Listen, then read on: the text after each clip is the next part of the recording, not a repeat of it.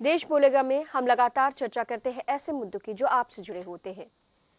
सूबे के मुखिया अखिलेश यादव तकरीबन 19 करोड़ दिलों को हर संभव मदद मुहैया करवाने की पुरजोर कोशिश करते हैं, लेकिन उनके अधिकारी हैं कि मानते नहीं। हाई टेंशन की चपेट में आई नाबालिग का सीएम सहारा बने तो कुछ ऐसे लोग हैं जो सहारा बनने के बजाय लोगों को बेसहारा कर रहे हैं। कहीं मिल रहा है नकली दवाइयों का जखीरा तो कई डॉक्टर ही ले रहे हैं मरीजों की जान।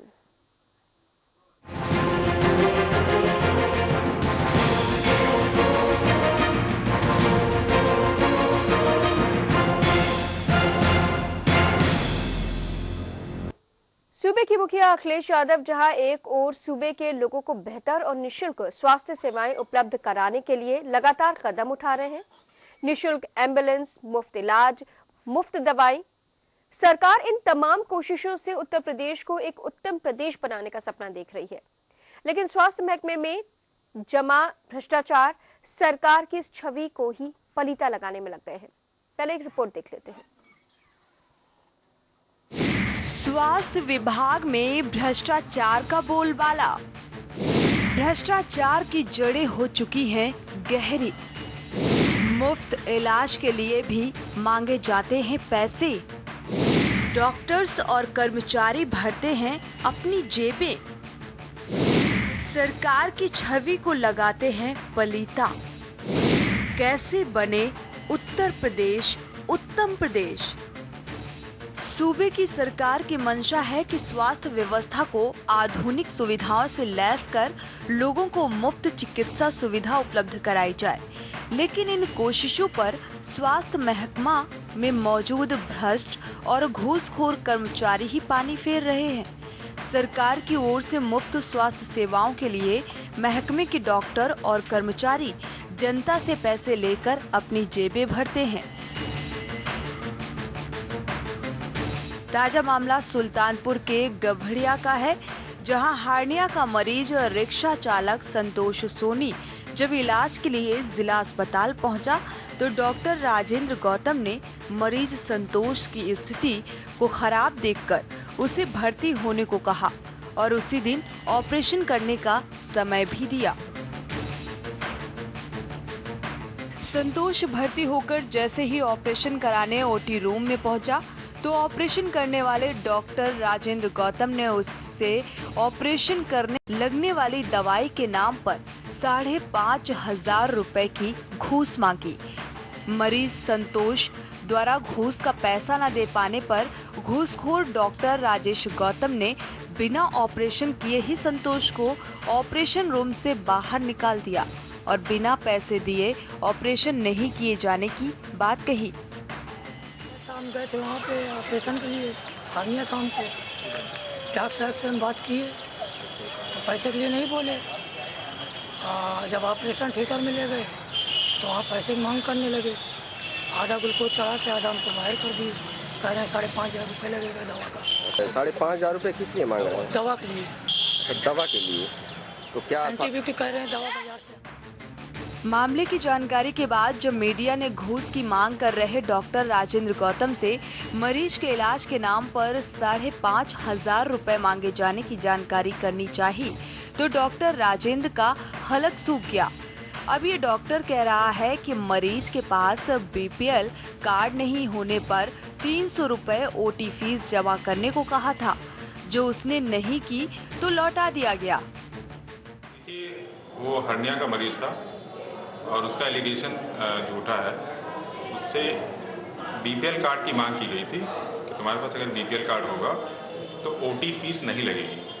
उसने बताया कि नहीं, बीपीएल कार्ड ना होने की वजह से उसे बोला गया ओटी की फीस लगेगी और पर्ची कटवानी पड़ेगी, इसलिए फिर उसको मना कर दिया गया। अस्पताल में मुफ्त इलाज की जगह घूसखोरी पर जब सीएमएस से जवाब मांगा गया तो वो भी डॉक्टर को बचाते नजर आए और मरीज के आरोपों का कोई प्रमाण न होने की बात कहने लगे।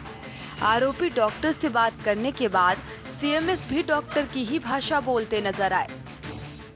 मांगा जा रहा है, सब जगह लिखवा दिया गया है, दवा मिलती है, इसको आके बताना चाहिए। इसका कहना है जो 5,500 रुपये जमा कराया जा रहा है, क्या ये फीस है? उससे 5,000 5,500 किसी ने कहा ही नहीं। नहीं, वो तो ये चीज़ बता रहा है। बताने का आपको बता रहा होगा, लेकिन हमसे तो नहीं बताया। मुख्यमंत्री अखिलेश यादव भले ही तमाम जन सुविधाओं का ऐलान कर उत्तर प्रदेश को उत्तम प्रदेश बनाने का सपना देख रहे हों, लेकिन स्वास्थ्य विभाग में पहले से ही जमी सरकार को ही बदनाम करने वाली भ्रष्टाचार की जड़ें और भी गहरी हो चुकी हैं। इन जड़ों को काटे बगैर सरकार के लिए बेहतर स्वास्थ्य सेवाओं की नई नस्ल उगाना आसान नहीं होगा। के न्यूज के लिए सुल्तानपुर से प्रदीप सिंह की रिपोर्ट।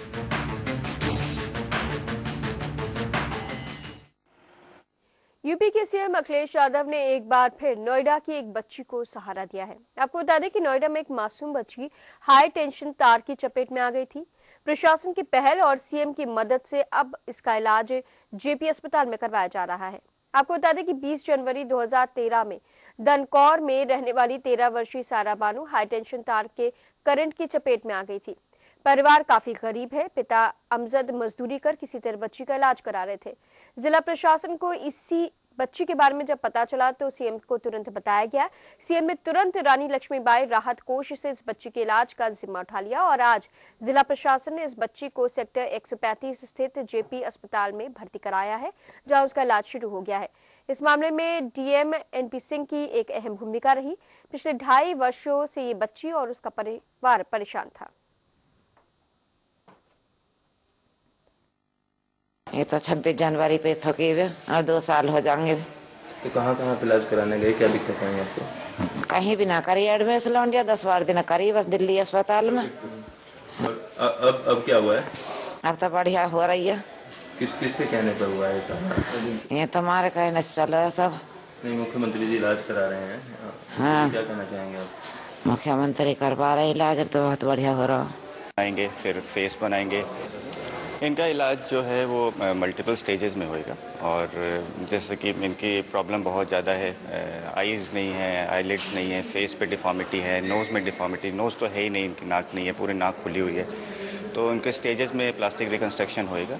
अभी हम लोग आईलिड से शुरू करेंगे, फिर नोज़ बनाएंगे, फिर फेस बनाएंगे। साथ में नोज़ में पहले सॉफ्ट टिश्यू रिकंस्ट्रक्शन करेंगे, फिर कुछ टाइम के बाद नोज़ में बोन डालेंगे। तो मल्टीपल स्टेजेस में जाकर के इनका हम लोग ये वाला रिहेबिलिटेशन करेंगे। आगे चल करके इसमें इनकी एक आंख में नकली आंख लगाने की भी और आई की सर्जरी अगर कोई ज़रूरत है तो वो भी कराने की कोशिश की जाएगी। पूर्व हाई टेंशन वायर की चपेट में आई थी और उसकी आंख, चेहरे और नाक पर बहुत नुकसान हुआ है। शरीर पर भी क्षति हुई है। वो 2-2.5 सालों से इलाज करा रही थी, लेकिन उसको कोई बहुत असर नहीं पड़ रहा था। तो उसको मुख्यमंत्री द्वारा एक घोषित लक्ष्मीबाई कोष स्थापित किया गया है, जिसमें रिकमेंड करके शासन से स्वीकृति प्राप्त करके उसको जेपी हॉस्पिटल में भर्ती कराया है और पूरे उसके उपचार का व्यय राज्य सरकार द्वारा मुख्यमंत्री जी द्वारा घोषित लक्ष्मीबाई कोष के अंदर। तो 2 तस्वीरें हमने आपके सामने रखी हैं, एक सुल्तानपुर की जहां पर डॉक्टर रिश्वत मांग रहा है इलाज करने के लिए, वहीं दूसरी तस्वीर है सूबे के मुखिया अखिलेश यादव की दरियादिली की। यानी वो 2 तस्वीरें हैं जहां पर सरकार की संजीदगी नजर आती है कि कितनी संजीदा है सरकार आम आदमी के स्वास्थ्य को लेकर। किस तरह से एक बच्ची जो दर्द से पिछले 2.5 साल से तड़प रही थी, उसका इलाज कराने के लिए सीएम ने पहल की, आगे आए। वहीं दूसरी तरफ उन लोगों के कंधे पर जिनके ऊपर जिम्मेदारी दी है सीएम अखिलेश यादव ने स्वास्थ्य सुविधाओं को और बेहतर बनाने की, वो अपनी जिम्मेदारी का किस तरह से निर्वहन कर रहे हैं, ये हम आपको बता रहे हैं। लगातार हमारे टेलीफोन नंबर आपकी टीवी स्क्रीन पर फ्लैश हो रहे हैं। आप हमको बताएं कि किस तरह की स्वास्थ्य सेवाएं आपको मुहैया हो रही हैं, किस तरह से आपके आसपास भ्रष्टाचार फैला है। शिव कुमार एक दर्शक हमारे साथ इस वक्त जुड़ चुके हैं, उनसे हम सबसे पहले बात कर लेते हैं। बहुत बहुत स्वागत है शिव कुमार आपका, बताइए क्या कहेंगे। हेलो हेलो,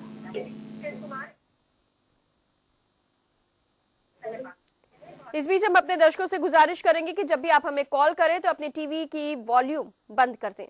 जी शिव कुमार, आप अपनी टीवी की वॉल्यूम बंद कर दीजिए और बताइए क्या कहेंगे। पहले तो आपको हम बधाई देना चाहते हैं कि अपने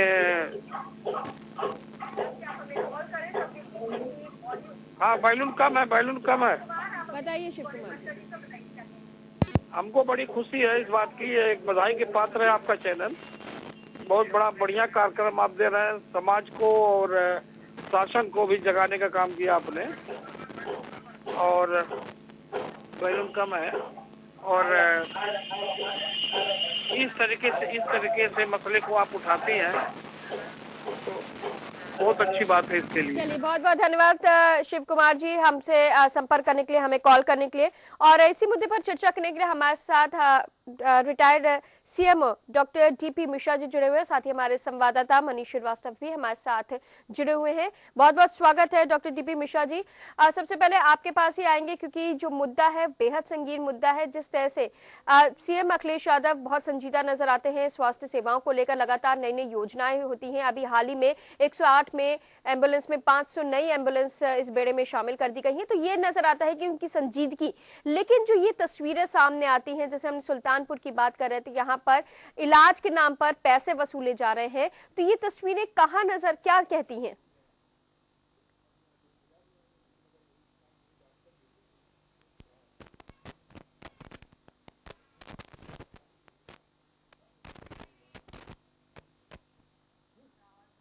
डीपी मिश्रा जी, आप तक हमारी आवाज पहुंच रही है?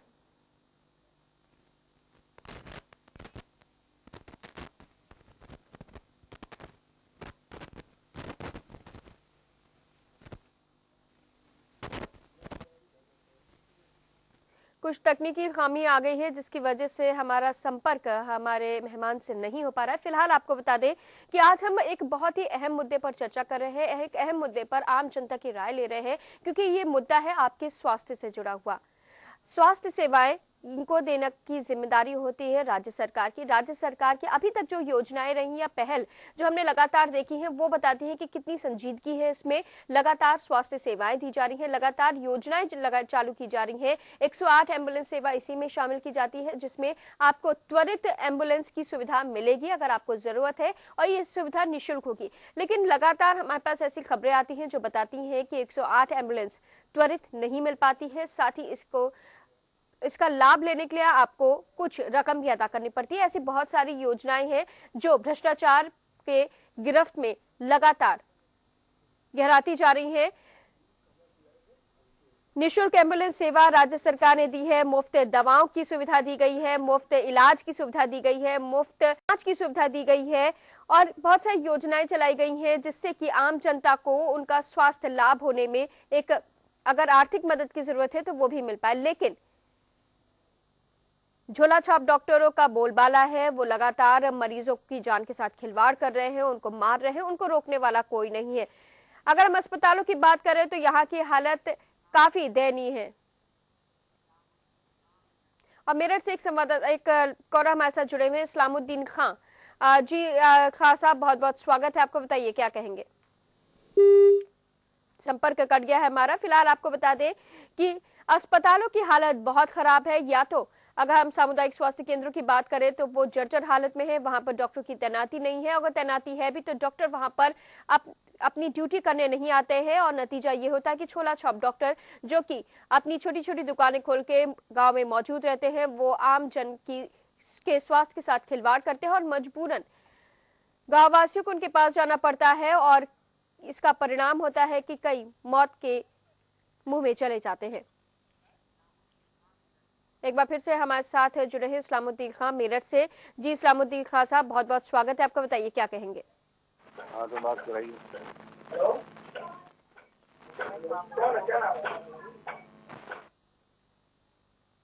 अपने दर्शकों से हम गुजारिश करेंगे कि आप जब भी हमें कॉल करें तो अपनी टीवी की वॉल्यूम को कम कर दें। खां साहब, आप तक आवाज पहुंच रही है हमारी, बताइए क्या कहेंगे?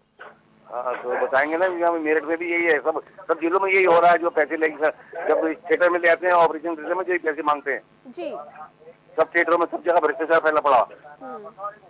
बहुत बहुत धन्यवाद खान साहब हमें फोन करने के लिए। तो पूरे कमोबेश पूरे प्रदेश का यही हाल है, जहां राज्य सरकार कोशिशें करी है स्वास्थ्य सुविधाएं बेहतर हो, वहीं पर अगर जिनके कंधों पे जिम्मेदारी दी गई है राज्य सरकार की ओर से कि उनकी योजनाओं को अच्छी तरह से उनका क्रियान्वयन करे, उनको आगे ले जाए और आम जनता को उसका लाभ पहुंचाए, वो अपनी जिम्मेदारी का पूर्ण रूप से निर्वहन नहीं कर रहे हैं। उसका परिणाम यह है कि स्वास्थ्य के साथ लगातार खिलवाड़ हो रहा है और इसको रोकने वाला कोई नहीं है, क्योंकि भ्रष्टाचार भ्रष्टाचार की जड़ें इतनी मजबूत हो चुकी हैं कि उन तक पहुंच पाना, इनको खत्म करना हाल फिलहाल नजर नहीं आ रहा है। फिलहाल अब आपको बता दें कि आज हमने ये मुद्दा इसलिए उठाया कि कई तस्वीरें हमारे साथ सामने आई हैं जहां पर डॉक्टर इलाज के नाम पर पैसे वसूलते हैं, जबकि राज्य सरकार ने साफ कह दिया है कि निःशुल्क इलाज किया जाएगा। जो कि बीपीएल कार्ड धारक है उनका निःशुल्क इलाज किया जाएगा, उनको इलाज के दौरान जो दवाओं की जरूरत है वो भी मुफ्त में मिलेंगी। लेकिन इन सब के बावजूद अगर हम अस्पतालों में जाके देखें तो वहां पर जो दवाइयां हैं वो बाहर से मंगवाई जाती हैं, मनमाने पैसे वसूले जाते हैं और अगर कोई मरीज वो पैसे देने में अक्षम है तो उसका इलाज नहीं होता है और परिणाम होता है कि मरीजों की मौत होती है। फिलहाल अगर हम रामपुर की बात करें तो यहाँ झोला छाप डॉक्टरों की चांदी ही चांदी है, क्योंकि ये डॉक्टर मरीजों की जान से खिलवाड़ कर रहे हैं और मासूम लोगों की जिंदगियां छीन रहे हैं। ये सब खेल सीएमओ रामपुर की नाक के नीचे हो रहा है, लेकिन उन्हें कुछ नजर नहीं आ रहा है। रामपुर में एक बार फिर एक झोला छाप डॉक्टर ने एक महिला और उसके नवजात शिशु की जान ले ली। मामला रामपुर के थाना भोट के गांव करीमपुर शर्की का है, जहां के निवासी हरिओम ने 2 दिन पहले अपनी गर्भवती पत्नी को रामपुर सिटी के पुराना गंज में चमन नर्सिंग होम में भर्ती कराया था और डॉक्टर चमन ने महिला को के पति से 30,000 रुपए डिलीवरी के लिए तय हुए थे। इस बात पर हरिओम ने राजी हो गए थे और डिलीवरी हुई तो बच्चा मरा हुआ पैदा हुआ और फिर उसके बाद महिला को भी दौरे पड़ने लगे और कुछ ही देर बाद महिला की भी मौत हो गई। इस नर्सिंग होम में अब से लगभग 1-1.5 साल पहले भी डिलीवरी के दौरान एक नवजात की मौत हुई थी और मुकदमा भी दर्ज हुआ था, लेकिन उसके बाद भी कोई कार्रवाई नहीं हुई और डॉक्टर चमन का नर्सिंग होम बराबर चल रहा है। देश के जिला रामपुर में आज एक बार फिर जो है एक फर्जी झोला छाप डॉक्टर ने नवजात शिशु समेत उसकी मां की जान ले ली। कोई ऐसा इंजेक्शन दिया जो रिएक्शन हो गया और उसके बाद जच्चा बच्चा की दोनों की मौके पर ही मौत हो गई। आप मेरे पीछे देख सकते हैं, ये वो माहौल है जहां पर एक मां और बच्चे की जो है जान गई है। डॉक्टर ने जो है इनकी जान ली है। साफ तौर पे ये जो तस्वीरें हैं, जो गमजदा घर है, यहाँ पर दिख सकता है कि किस तरीके से भीड़ यहाँ पर इकट्ठी है। प्रशासन लाख बातें कहता है कि कार्रवाई होगी, अभी तक कोई कार्रवाई नहीं हुई है। आपको मैं बता दूं, पिछले वर्ष भी जो है इसी डॉक्टर ने, जो चमन डॉक्टर है, इसने एक मां और बेटे की जो है जान ली थी। आज फिर जो है इसने दोबारा जान ली है। उसके बाद भी जो है प्रशासन सतर्क नहीं होता है। ना रामपुर जिला अस्पताल के जो सीएमओ है, सीएमएस है, कोई कार्रवाई नहीं करता। ऐसे ही जो ये डॉक्टर है इनको छूट दी, ये दूसरों की जान ले लेते हैं। रामपुर से अफान अहमद के न्यूज। जो हमने आपको तस्वीरें दिखाई, कहीं पर धन उगाही की जा रही है, यानी कि वसूली की जा रही है, पैसे मांगे जा रहे हैं इलाज के नाम पर। कहीं पर झोला छाप डॉक्टर मरीज की जान के साथ खिलवाड़ कर रहे हैं और मरीजों की मौत हो रही है। एक और तस्वीर हम आपको दिखाते हैं जहां पर इलाज करवाने के लिए जो दवाइयां आपको अस्पताल की ओर से मुहैया कराई जाती हैं वो मानकों के अनुरूप हैं या नहीं, ये कंफर्म नहीं हो पाता। मामला है सोनिया गांधी के संसदीय क्षेत्र रायबरेली का। यहाँ के एफडीएसए की टीम ने 21 सितंबर को सीएमओ ऑफिस के जिंक सल्फेट की गोलियों का सैंपल भरा था, जो कि जांच के दौरान मानकों के विपरीत पाया गया। डायरिया के लिए दी जाने वाली जिंक सल्फेट मानकों के विपरीत होने के चलते विभाग में हड़कंप मचा हुआ है। वहीं दवाइयों के मानकों के विपरीत होने की रिपोर्ट मिलने पर सीएमओ ने 52,000 दवाइयों की गोलियों को सील करवा दिया है और इसकी सूचना शासन को भेज दी गई है।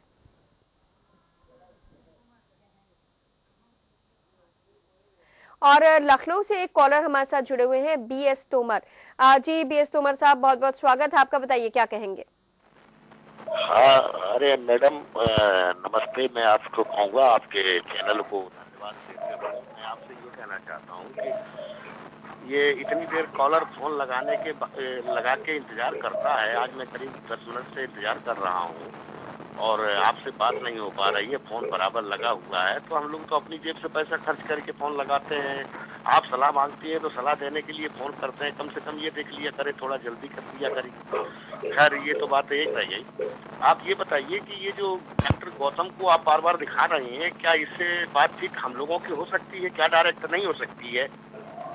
तोमर साहब, ये संभव नहीं है कि हम उनसे आपकी बात करवा पाएं, क्योंकि ये हमारे पास जो तस्वीरें आई हैं वो वहां के संवाददाता ने भेजी हैं और अगर उनसे बात करनी है तो हमको रायबरेली वहां पे कांटेक्ट करना पड़ेगा, जो इस वक्त संभव नहीं है।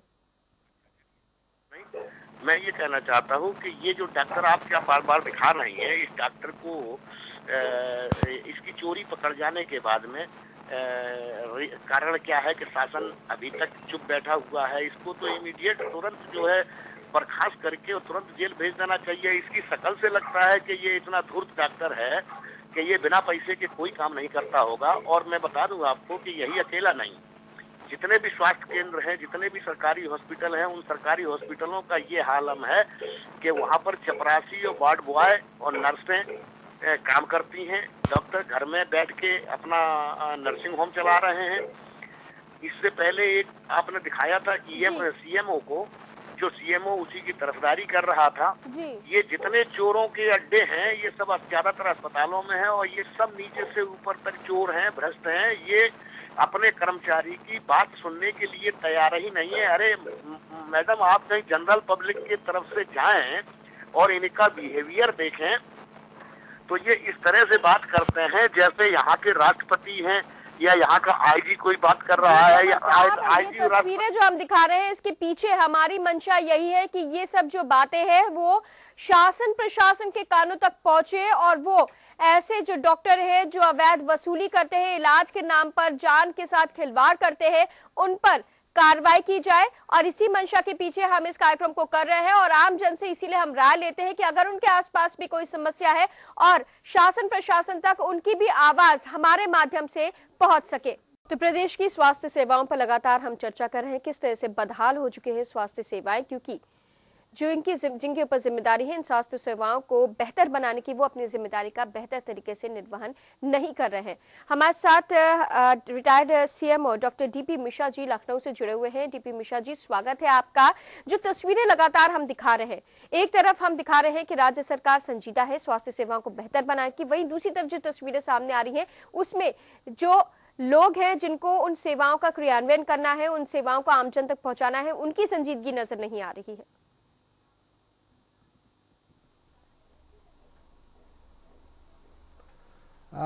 ऐसा है कि जो चिकित्सक अपने कर्तव्यों का निर्वहन ठीक ढंग से नहीं कर रहे हैं जी, या भ्रष्टाचार में लिप्त हैं, उन पर निश्चित रूप से कठोर कार्रवाई करनी चाहिए।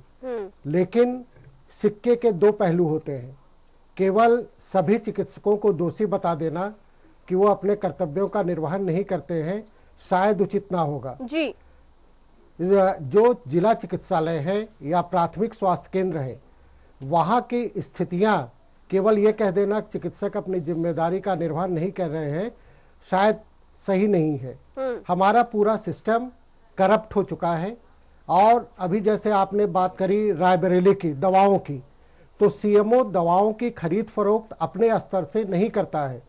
जो कंपनियां रेट एंड कॉन्ट्रैक्ट में टीपी मिश्रा जी, आपको एक मिनट रोकेंगे, हमारे साथ एक कॉलर जुड़े हुए हैं रामकिशन कानपुर से, उनसे हम पहले बात कर लेते हैं। जी रामकिशन जी, बताइए क्या कहेंगे। नमस्कार, सबसे पहले आपके चैनल को धन्यवाद दूंगा कि आप कम से कम जनता की समस्याएं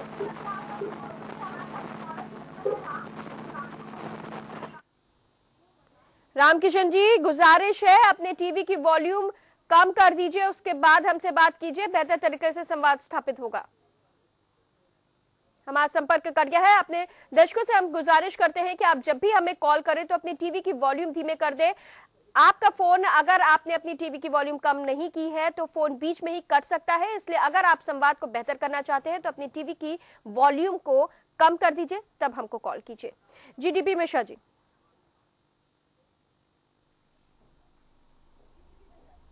जो चिकित्सालयों में या प्राथमिक स्वास्थ्य केंद्रों पर सुविधाएं उपलब्ध कराई गई हैं, कहने को तो सब सुविधाएं उपलब्ध करा दी गई हैं, लेकिन व्यवहारिक तौर पे अगर आप वहां देखें तो वो आधुनिकतम जो आज ट्रीटमेंट के हिसाब से आवश्यक होता है शायद स्टैंडर्ड के हिसाब से वहां उपलब्ध नहीं कराई गई हैं। हाँ। अभी आपने रायबरेली का जिक्र किया कि जिंक सल्फेट अधोमानक पाई गई है, तो मैं आपको ये बताना चाहूंगा कि सीएमओ डायरेक्ट खरीद फरोख्त दवाओं का नहीं करता है जी। जो कंपनियां रेट कॉन्ट्रैक्ट के द्वारा शासन स्तर से या निदेशालय स्तर से तय कर दी जाती हैं, उन्हीं कंपनियों से दवाओं की खरीद की जाती है। उनके द्वारा अगर बाहर से कर दी जाएगी तो भ्रष्टाचार की श्रेणी में आता है। और अगर शासन के द्वारा या निदेशालय के द्वारा निर्धारित कंपनियों से दवाएं खरीदी गई हैं और वो अधूर्ण मानक पाई गई हैं, तो इसमें सीएमओ की गलती कहां से है? ये तो जिन्होंने रेट कॉन्ट्रैक्ट के लिए उस कंपनी को निर्धारित किया है, गलती वहां पर है, वहां आप सुधारेंगे नहीं और दोष पूरा चिकित्सकों पे जीपी मिश्रा जी, यहाँ पर एक बात आपसे ये जानना चाहते हैं कि ये जो कंपनियां होती हैं जो दवाइयों की सप्लाई अस्पताल में करती हैं, जाहिर तौर पर शासन स्तर पर इनकी जो है इन कंपनियों को ये काम दिया जाता है और सीएमओ की जिम्मेदारी नहीं होती, लेकिन यहाँ पर आपसे ये जानना चाहेंगे कि ये जिम्मेदारी किसकी होती है कि समय समय पर इन दवाइयों की गुणवत्ता, मानक, इन सबको जांचा जाए?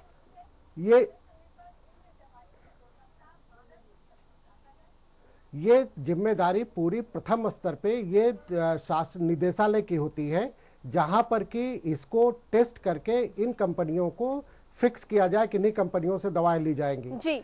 सीएमओ का कार्य होता है कि इन्हीं कंपनियों से दवा लेना है और उसको 10% सैंपल का बीच बीच में जो है टेस्टिंग करानी चाहिए कि वो मानक के अनुसार है कि नहीं है जी। लेकिन प्रथम तौर पे तो इसकी पूरी जिम्मेदारी, अगर कंपनियां अधोमानक दवा तैयार कर रही तो इसकी पूरी जिम्मेदारी शासन की है और निदेशालय की। प्रथम इसके अलावा मैं आपको ये भी जीपी मिश्रा जी, प्रथम उसमें देखें तो ये शासन उसकी है और दूसरी जिम्मेदारी जो बनती है वो सीएमओ की है। नहीं, निदेशालय की है। निदेशालय की सीएमओ तो उस दवा के अलावा दूसरी दवा खरीद ही नहीं सकता। उसने जब दवाएं क्या, और सीएमओ के स्तर पे कोई भी ऐसे टेस्टिंग का प्रोविजन ही नहीं। टेस्टिंग के लिए भी अगर सीएमओ सैंपल लेता है तो उसको लखनऊ भेजना पड़ेगा, उसको लेबोरेटरी लखनऊ में है, वहां सीएमओ स्तर पे कोई ऐसी लेबोरेटरी नहीं है जो उसकी मानक को माने फिक्स कर सके।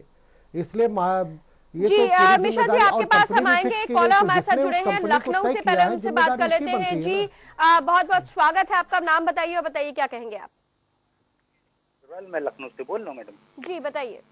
हाँ मैडम, हम कह रहे थे कि हमारी सरकार तो हजारों सैकड़ों गाड़ियाँ एम्बुलेंस इन्होंने दे दी, डॉक्टर भी अच्छे अच्छे हैं, लेकिन जो बीच वाले हैं वार्ड बॉय, इतना आया टाइप के लोग, ये लोग अच्छी सेवा देना ही नहीं चाहते हैं किसी कीमत पर, इसीलिए हम सब परेशान हैं बहुत ज्यादा। दवा इतनी खराब मिलती है लोगों को कि वो खाने लायक नहीं होती दवा कि खा लें। अभी एक साहब गए थे बलरामपुर अस्पताल लखनऊ वाले में, तो इतनी बदबूदार दवा थी वहाँ पे, वो खा ही नहीं पाए, फेंकनी पड़ी दवा। ऐसी दवा क्या फायदा? जाहिर तौर पर सिर्फ गुणवत्ता ही नहीं है और दवाइयां जो रहती हैं वो मुहैया भी नहीं कराई जाती, बहुत सारी ऐसी समस्या है। एक कॉलर हमारे साथ लखनऊ से जुड़े हुए बीएस तोमर जी। तोमर जी स्वागत है आपका, बताइए क्या कहेंगे।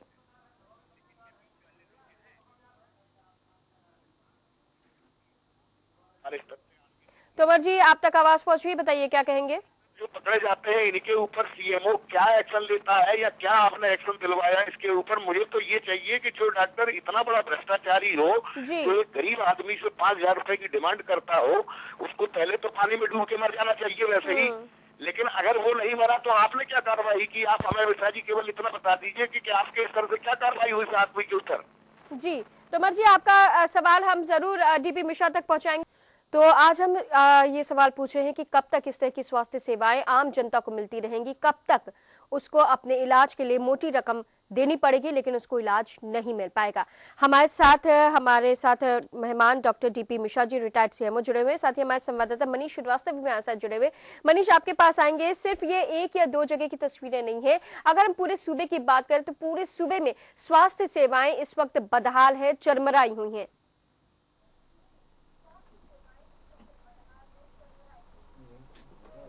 देखिए, आपको सबसे पहले बताना चाहेंगे कि अभी तक जो स्वास्थ्य सेवाएं थीं वो उसकी कमान अहमद हसन के हाथों में थी, लेकिन अभी जब कैबिनेट में फेरबदल किया, मुख्यमंत्री ने खुद इसकी कमान अब अपने हाथों में ले ली है। अब अधिकारियों को सचेत हो जाना चाहिए, क्योंकि अगर मुख्यमंत्री का चाबुक चलेगा तो वो सीधे तौर पे सीट से हटेंगे। अभी तक मुख्यमंत्री अपने पूरे तेवर में नजर नहीं आए हैं, अभी तक कोई कार्रवाई नहीं की। मुख्यमंत्री पूरी तरह से ऑब्जर्वेशन कर रहे हैं, आला अधिकारियों को निर्देश दिए जा चुके हैं, लेकिन ये शासन स्तर पर बात हुई है। हालांकि अभी सीएमओ लेवल पर और नीचे एडी मंडल या महानिदेशक लेवल पर अभी इन बातों का नहीं खुलासा हो पाया। हम लोग चूंकि शासन में है, हमारी जानकारी में लगा है कि आला अधिकारियों को मुख्यमंत्री ने साफ तौर पे 2017 के चुनाव को देखते हुए दिशा निर्देश दे दिए कि किसी भी तरह की लापरवाही बर्दाश्त नहीं की जाएगी। अगर आम जनता को लाभ नहीं मिल सका तो एक ना एक डॉक्टर को सस्पेंड किया जाएगा। जो भी गलतियां होंगी, चाहे वो पैरामेडिकल स्टाफ हो, चाहे वो डॉक्टर हो, चाहे वो सीएमओ लेवल का अधिकारी हो, चाहे डीजी लेवल का अधिकारी हो, किसी को भी बख्शा नहीं जाएगा। लेकिन अभी चूंकि अभी कोई कार्रवाई नहीं हुई है, अहमद हसन जाते जाते एक दो डॉक्टरों को जरूर उन्होंने, जैसे डॉक्टर जो राम मनोहर लोहिया अस्पताल के डॉक्टर श्रीवास्तव थे, उनके ऊपर एक सख्त कार्रवाई की थी। उसके बाद एक तत्काल एक दौरा भी किया था, जिसमें ब्लड बैंक को लेकर के उन्होंने तंज कसा था कि मरे हुए व्यक्तियों को भी आप लोग खून चढ़ा देते हैं, अपने इतनी हवस अपनी कम करिए, जो आप पैसे के पीछे आप भागते जा रहे हैं। लेकिन डॉक्टरों के अंदर कहीं ना कहीं हर डॉक्टर, जैसा डॉक्टर डीपी मिश्रा ने खुद बताया, ये बतौर सीएमओ भी रहे हैं, इनका खुद कहना है कि सब डॉक्टर उसमें नहीं है, लेकिन अच्छे डॉक्टरों की तुलिका बेहद कमी हो चुकी है। लगभग 20 से 30% डॉक्टर ईमानदारी के साथ अपने पूरे लगन के साथ काम कर रहे हैं, जो वास्तव में जिसकी वजह से ये स्वास्थ्य सेवाएं चल रही हैं। लेकिन भ्रष्टाचार पूरी तरह से व्याप्त हो चुका है। एफएसडीए की अगर हम बात करें, जो जैसा कि आपने भी रायबरेली का जिक्र किया है कि रायबरेली में जिंक सल्फेट की जो मानक के अनुसार जो दवाएं सप्लाई की गई हैं वो नहीं थी। ये सिर्फ एक रायबरेली का नहीं मामला है, पूरे प्रदेश की अगर हम बात करें तो सीएमओ स्तर पे, चूंकि सीएमओ डायरेक्ट इसमें परचेज में नहीं शामिल होते हैं, ये डीजी लेवल पर जो सीएमएसडी वहां पे है, सीएमएसडी में इसकी खरीद फरोख्त होती है, आरसी होती है, रेट कॉन्ट्रैक्ट होता है, उसके बिहाफ पर जो लोएस्ट रेट होता है उससे खरीद दी जाती है। लेकिन सीएमएसडी के डायरेक्टर का बहुत अहम रोल होता है। सीएमएसडी के डायरेक्टर अब डीजी बनने की कगार में खड़े हुए हैं, बहुत जल्द उनका प्रमोशन होकर के वो डीजी बन जाएंगे, और उन्होंने इस भ्रष्टाचार को बहुत अंदर तक देखा है, वो बहुत बेहतर तरीके से जानते हैं किस तरह से दवाओं की खरीद फरोख्त होती है, किस तरह से आरसी कराई जाती है, किस तरह से जो माफिया है। कानपुर से जी अजय, स्वागत है आपका, बताइए क्या कहेंगे।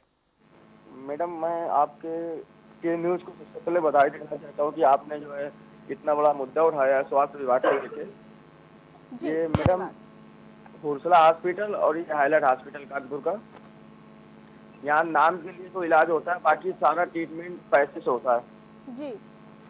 और कम मतलब सिर्फ आप नाम के लिए कुछ दवाइयाँ हॉस्पिटल से दी जाती हैं, बाकी डॉक्टरों के इस हिसाब से ऐसी दवाइयाँ दी जाती है जो बाहर मिलती हैं, डॉक्टर अंदर हॉस्पिटल में नहीं होती। बहुत बहुत धन्यवाद अजय हमें को कॉल करने के लिए। ये दो अस्पताल है, एक जिला अस्पताल है, दूसरा एशिया का सबसे बड़ा अस्पताल कहा जाता है हाईलाइट अस्पताल, लेकिन इन दोनों ही अस्पतालों में जो स्वास्थ्य सेवा है वो बदहाल है।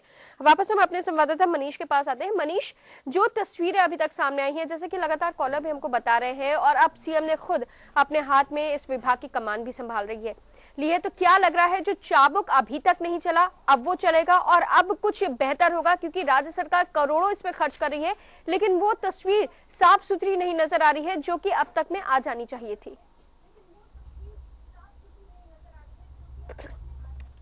देखिए, लगातार अगर सीएम को इस तरह की खामियां नजर आती रही, इस तरह के लगातार मुद्दे उठते रहे मीडिया में, तो निश्चित रूप से मुख्यमंत्री अखिलेश यादव को आगे आना पड़ेगा और एक ना एक डॉक्टर पे इसकी गाज गिरेगी, और ऐसी गाज गिरेगी जिसका संदेश पूरे प्रदेश के डॉक्टरों में जाएगा, पूरे पैरामेडिकल स्टाफ को जाएगा, पूरे जिला, जितने भी जिला चिकित्सालय हैं उनके डॉक्टरों और पैरामेडिकल स्टाफ में इसकी एक झलक जरूर दिखाई देगी। बहुत जल्द किसी ना किसी डॉक्टर पे गाज गिरने वाली है। और डीजी में परिवर्तन, मैं आपको बता दूं, अभी डीजी डॉक्टर विजय लक्ष्मी थी, उनका अभी कार्यकाल समाप्त हुआ है, वो एनआरएचएम में अब सलाहकार भी बन गई है। इसके पहले डॉक्टर बीएस अरोड़ा थे वहां पे डीजी परिवार कल्याण, वो भी एक मुख्य सलाहकार बन गए हैं एनआरएचएम में। इन सलाहकारों की अब बहुत अहम जरूरत पड़ चुकी है। अगर वो डीजी पद से रिटायर हो रहे हैं, उनको सलाहकार, बतौर सलाहकार उनको अगर एनआरएचएम में भर्ती किया जा रहा है, तो अब इनकी सलाह की बहुत जरूरत पड़ी है, क्योंकि इन्होंने जमीनी हकीकत देखी है। जैसा डीपी मिश्रा खुद कह रहे हैं कि भ्रष्टाचार पूरी तरह से व्याप्त हो चुका है। अब अगर एक सीएमओ, एक retired CMO screen on screen अगर इस बात को कह रहा है, तो आप समझ सकती हैं कि वो खुद दलदल से निकलकर बाहर आया है और वो बहुत बारीकी से सबकी हरकतें जानता है। मनीष, आप हमारे साथ बने रहेगा। एक कॉलर हमारे साथ बरेली से जुड़े हैं, राहुल जी। राहुल, स्वागत है आपका, बताइए क्या कहेंगे।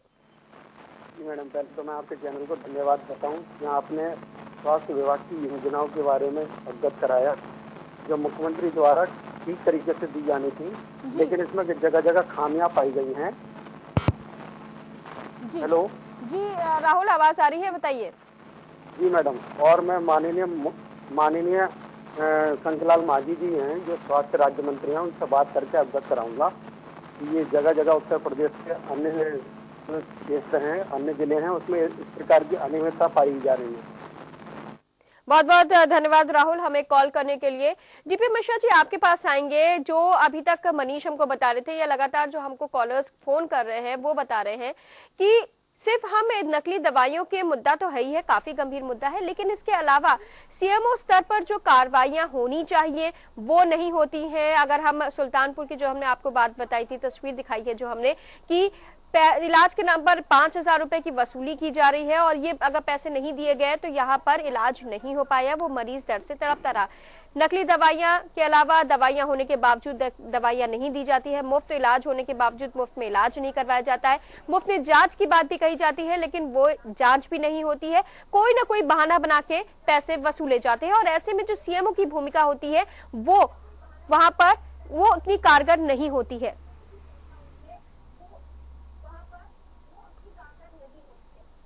नहीं, ये आपने बिल्कुल सही कहा कि अगर कोई इस तरह के कार्यों में लिप्त है और मरीजों से पैसा लेकर के इलाज कर रहा है तो ये बिल्कुल गलत है और उस पर एक्शन होना चाहिए। सीएमओ को चाहिए कि उसकी इंक्वायरी करे, उसको अपना पक्ष रखने का मौका दे और उसके बाद निश्चित रूप से उस पर कार्रवाई के लिए संस्तुत करे।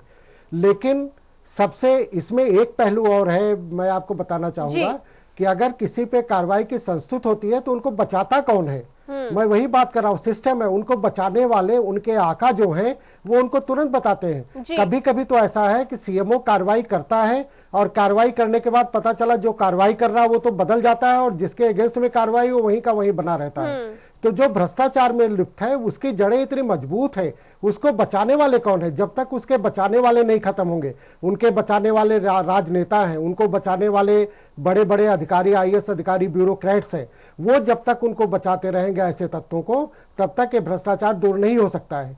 दूसरी बात, मैं आपकी इस बात से थोड़ा सा सहमत पूरी तरह नहीं हूं कि जो आपने कहा पूरी तरह से स्वास्थ्य सेवाएं बदहाल हैं, ऐसा नहीं है, क्योंकि पूरे प्रदेश में अब भी 70% जनता राज्य स्वास्थ्य सेवाओं पर ही निर्भर करती है और राज्य स्वास्थ्य सेवाओं से उनमें 70। जी सुखविंदर सिंह जी स्वागत है आपका, बताइए क्या कहेंगे। मैम नमस्कार। मैम मैं ये बताना चाहूँगा, उत्तर प्रदेश में जितने भी सीएससी पीएससी हैं वहाँ पे कंप्लीट स्टाफ ही नहीं तैनात है, जबकि कई ऐसे सीएससी पीएससी है जैसे लगे पड़े हैं, खुले नहीं है, वहाँ पे ना तो डॉक्टर मौजूद होते हैं ना स्टाफ होता है। आज की डेट में उत्तर प्रदेश में कई ऐसे नर्सिंग स्टाफ जो है इतनी कमी है, उसके बावजूद भी उत्तर प्रदेश सरकार नहीं भर रही है और कई ऐसे दवाइयाँ जो है जो सरकार ही नहीं उपलब्ध करा पा रही है जिनको मरीजों को देना चाहिए। कई ऐसे दवाई हैं जो नहीं हो पा रहा है, वो बता रहे टेंडर पड़ा है, आ नहीं रहा है, ऐसे कर करके सारे सीएमओ टालते रहते हैं। सीएमओ को निकलने के, ऑफिस से निकलने, एसी से निकलने का उनका मौका ही नहीं मिलता है। एसी में बैठे रहते हैं, हवा खाते हैं एसी की, ये नहीं सोचते कि बाहर निकल के जाके जानकारी करें, देखे क्या हो रहा है, जनता के साथ कैसे क्या अत्याचार किया जा रहा है। तो कम से कम उसको जाके निकले जितने भी अधिकारी हैं उत्तर प्रदेश के, वो खुद ही एसी से निकल के जब बाहर निकलेंगे तभी उनको पता चलेगा क्या हो रहा है। आम पब्लिक से परेशान हो। बहुत बहुत धन्यवाद हमें कॉल करने के लिए सुखविंदर सिंह जी। तो ये सिर्फ एक ही तस्वीर जो हम अभी आपको दिखा रहे थे, उस तस्वीर का एक और दूसरा पहलू है या फिर हम कह सकते हैं उसका एक्सटेंशन है कि जो डॉक्टर्स है उनकी कमी है, जो स्टाफ है उनकी कमी है और जो अगर हम सामुदायिक स्वास्थ्य केंद्रों की बात करें, पीएचसी और सीएचसी की बात करें तो वहां की स्थिति दयनीय है। जी डीपी मिश्रा जी।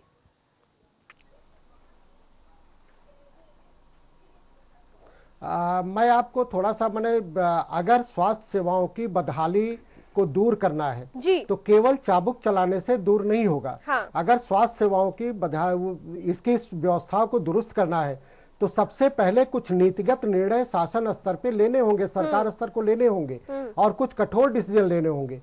जो हमारी दवाओं की खरीद फरोख्त की नीति है इसमें आमूल चूल परिवर्तन करना होगा, क्योंकि इस समय जो नीति है इसके अनुसार, मानक के अनुसार अच्छी दवाएं उपलब्ध नहीं हो सकती हैं। इसमें हमको आमूल चूल परिवर्तन करना होगा और जो भ्रष्टाचारी या कर्तव्य विहीन चिकित्सक हैं उन पे अगर कोई एक्शन होता है तो उनको बचाने वाले लोगों को उनकी सिफारिशों को नहीं मानना होगा। अगर उनकी सिफारिशों को आप मानते हैं, उनको बचाते हैं तो उनको तो बढ़ावा मिलेगा, दूसरे लोग भी भ्रष्टाचार में लिप्त हो जाएंगे। और जो हमारे अच्छे चिकित्सक हैं जो कार्य कर रहे हैं उन चिकित्सकों को प्रोत्साहन देना होगा, उनको कार्य करने के लिए प्रोत्साहित करना होगा। चलिए, और एक सबसे कॉलर बड़ी बात है जो एक राजनीतिक कारणों से लोक लुभावन जी आर के पांडे जी, स्वागत है आपका, बताइए क्या कहेंगे।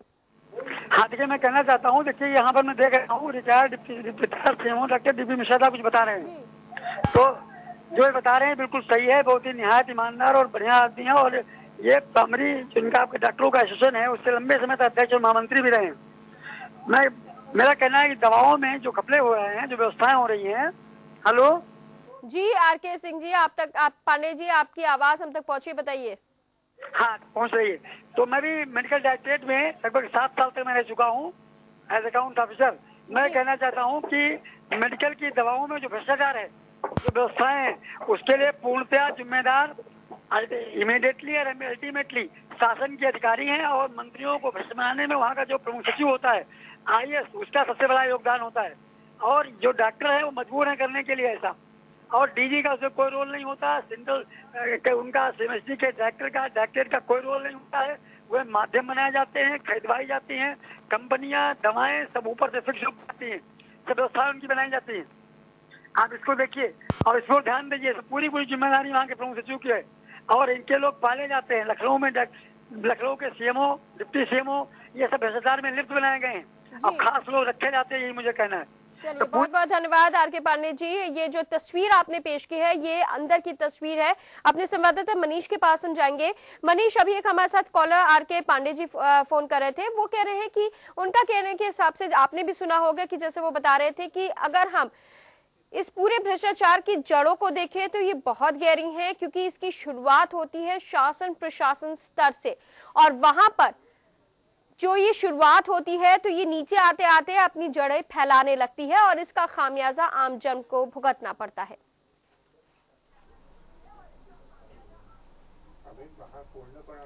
देखिए, अभी जो कॉलर कह रहे हैं, हो सकता है इनके साथ कुछ इस तरह की घटना हो गई हो, लेकिन जो IAS होते हैं, जो प्रमुख सचिव की जैसे इन्होंने नाम लिया, प्रमुख सचिव एक IAS अधिकारी होता है। वो सिर्फ नीतियों को नीचे तक पूरी तरह से फॉलो करने के लिए एक दिशा निर्देश देता है, जिसके बाद DG हेल्थ इसको फॉलो करती है, फिर वो डायरेक्टर्स को फॉरवर्ड करती है, उसके बाद CMO तक इसको पूरी तरह से क्रियान्वयन होता है। ये पूरी एक चैन है। लेकिन सीधे तौर पे अगर जैसे इन्होंने अभी सचिव और शासन स्तर की बात की है, सचिव पूरी तरह से इन्वॉल्व नहीं होते हैं, ये हम कहते हैं। कुछ मामलों में हो भी सकते हैं, लेकिन पूरा खेल जो होता है CMO लेवल पे सबसे ज्यादा खेल होता है। CMSD डायरेक्टर का बहुत बड़ा रोल होता है। CMSD डायरेक्टर ही खरीद फरोख्त के लिए पूरी एक प्रक्रिया अपनाते हैं, जिसमें स्वागत है आपका, बताइए क्या कहेंगे।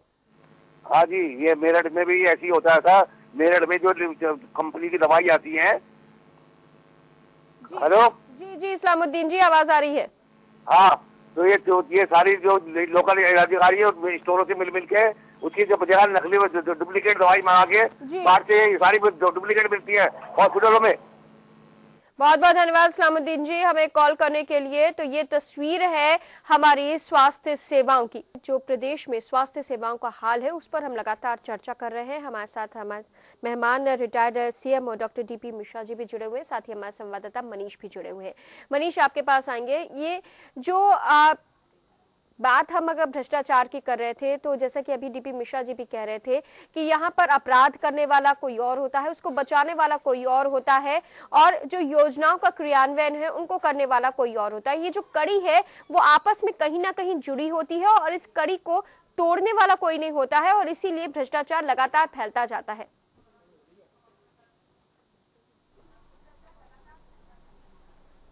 जी बिल्कुल सही बात DP मिश्रा साहब ने कही है कि अभी ये पूरी तरह से जो शिकायत जिसके खिलाफ आती है उसको अगर CMO कार्रवाई के लिए आगे कदम भी बढ़ाते हैं तो राजनेताओं का हस्तक्षेप हो जाता है। अभी बीते 1 साल पहले की घटना है। राजधानी की अगर हम बात करें, लखनऊ के पश्चिम क्षेत्र के, पश्चिम क्या बल्कि राजधानी के एक नर्सिंग होम है, वहां पर छापा मारा गया CMO के द्वारा, और क्षेत्रीय विधायक खुद CMO के दफ्तर में आकर बैठ गए थे और उन्होंने दबाव बनाया था कि इस नर्सिंग होम पे आप कोई कार्रवाई ना करें। ऐसे में CMO ने भी बहुत ज्यादा लिखा पढ़ी कर दी थी, इसलिए वो बैकफुट पर नहीं जा पाए। उन्होंने कहा कि उन्होंने यहां तक आप समझ लीजिए, जो हमें सूत्र के हवाले से खबर लगी थी कि काफी उन्होंने प्रलोभन भी दिया था इसके पीछे CMO लेवल पर कार्रवाई की। चूंकि लिखा पढ़ी में हो चुका था, मीडिया में सुर्खियां बन चुकी थी, इसलिए CMO भी मजबूर थे, कोई कार्रवाई नहीं कर सकी। ये एक सिंपल उदाहरण है। खुद डॉक्टर DP मिश्रा CMO रहे हैं, उन्होंने खुद इस बात को कहा है और अभी हम आपको बता दें कि जैसा मुख्यमंत्री ने 3 राज्य मंत्री बना दिए हैं, SPS यादव हैं, सुधीर रावत हैं, प्लस यहाँ पे जो शंखलाल मांझी थे पहले राज्य मंत्री, 3 राज्य मंत्री हैं। वो अगर जाते भी हैं तो सिर्फ एक खाना पूर्ति करके लौट आते हैं। वो अखबारों की सुर्खियां बनना चाहते हैं, सच्चाई यही है। वो अगर हकीकत में अगर कोई कार्रवाई करना चाहते हैं, जनता को अगर ईमानदारी से वो देखना चाहते हैं कि स्वास्थ्य सेवाएं किस तरह हैं, तो लाओ लश्कर के साथ ना जाएं। आपने पिक्चर देखी होगी, नायक पिक्चर में एक जो मुख्यमंत्री बने थे, उन्होंने एक अपना भेष बदल के अनिल कपूर जाते हैं और वहां पे स्वास्थ्य जो अपनी हालात होते हैं वो देखते हैं। लेकिन यहाँ के राजनेता क्या है, वो पहले CMO को फोन करेंगे, आज इस अस्पताल में जा रहा हूं, पूरे लश्कर के साथ वो वहां पहुंचते हैं। पहले CMS को पूरी इत्तला हो जाती है कि मंत्री जी आ रहे हैं, पूरा सब कुछ सेट हो जाता है, माहौल एक दिखावा हो जाता है। मीडिया भी मजबूर है कि मीडिया को लिखना पड़ जाता है कि हाँ मंत्री जी गए, उन्होंने दवा चेक करी और ये घोटाला मिला या ये कमियां मिली।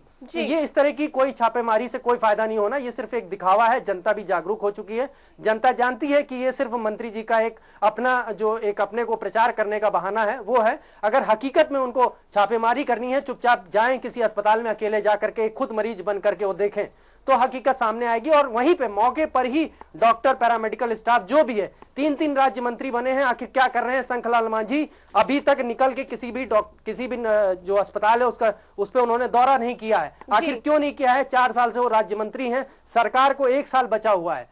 क्या कर रहे हैं? सिर्फ लाल बत्ती लेकर के घूमना ही काम नहीं होता राज्य मंत्री का। राज्य मंत्री जमीनी हकीकत पर जाकर अपनी कार्रवाई करें। मुख्यमंत्री इन बातों को जरूर देख रहे होंगे, मुख्यमंत्री तक अगर ये बातें जाएंगी तो निश्चित तौर पे इस तरह की वो कार्रवाई करेंगे जिससे आम जनता को फायदा मिले। क्योंकि 2017 में मुख्यमंत्री खुद दोबारा सरकार आने के सपने देखने लगे हैं। बिहार में सरकार को जिस तरह से गठबंधन को, महागठबंधन को विजय मिली है, एक बार फिर उन्होंने अपने तेवर कस लिए हैं, अधिकारियों को बख्शेंगे नहीं। अगर राज्य मंत्री अगर वास्तव में चाहते हैं तो कार्रवाई करनी पड़ेगी, 2-4 डॉक्टर सस्पेंड करने पड़ेंगे, जिले में जाकर के काम करें। पहुंचा रहे हैं कि जो स्वास्थ्य सेवाएं हैं जो मिल रही हैं उनको, उनकी जो तस्वीर है, असल तस्वीर है, वो शासन प्रशासन स्तर तक पहुंचे और एक बेहतर क्रियान्वयन हो उन योजनाओं का जो आम जन के कल्याण के लिए राज्य सरकार की ओर से चलाई गई हैं। यहाँ पर हम संजीदगी की लगातार बात कर रहे थे कि कितना संजीदा है राज्य सरकार, तो संजीदा है, लेकिन जो राज्य मंत्री हैं, 3 राज्य मंत्री, वो इस मुद्दे पर संजीदा नहीं है